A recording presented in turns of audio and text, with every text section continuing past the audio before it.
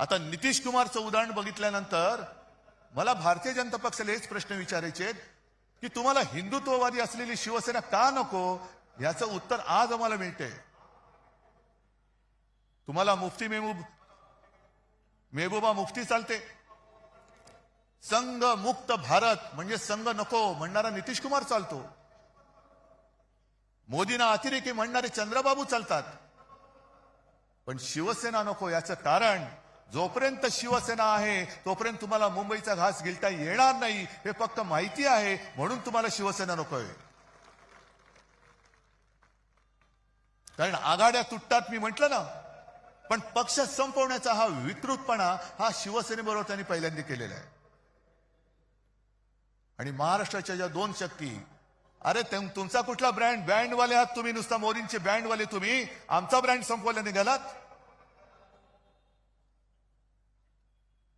आज ठाकरे तर आम्ही आहोत, एकच आहोत, पण पवार साहेब सुद्धा आमच्या सोबत आहेत। ज्या पवार साहेबांनी देशामध्ये सुद्धा एक मोठं काम केलेलं आहे, म्हणून ही दोन नावं पुसून टाकायची। हे एकदा संपले का मराठी माणूस उभाच राहू शकत नाही। पण त्यांना अजून कळलेलं नाहीये, मराठी माणूस सहनशील आहे, दयावान आहे, पण कोण जर का अंगावर आला तर शिवसेना प्रमुखांची शिकवण आम्हाला आहे, एक तर कोणावरती वार करू नका, पण जर अंगावर कोण हात उगारला तर तो हात जागेवर ठेवू नका। आम्ही कोणाला घाबरवण्यासाठी युती केलेली नाहीये,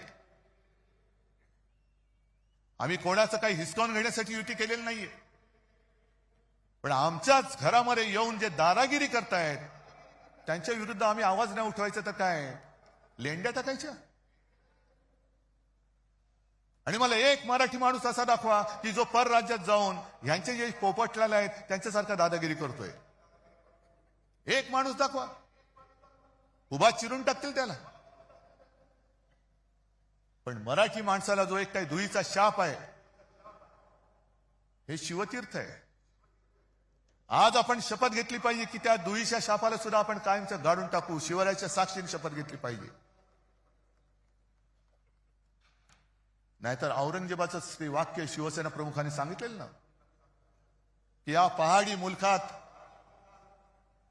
पराक्रम मुळामध्ये शिकवावंच लागत नाही, हे मराठे या पहाडी मुलखात तमाम दुनियेला भारी आहेत, यांना पराक्रम शिकवावं लागत नाही, पण धुळीचं बीज इकडे खडकावर जरी भिरकावलं तरी एवढं रुजतं, फोफावतं की पाहता पाहता तमाम दौलत तबाह करून टाकतं।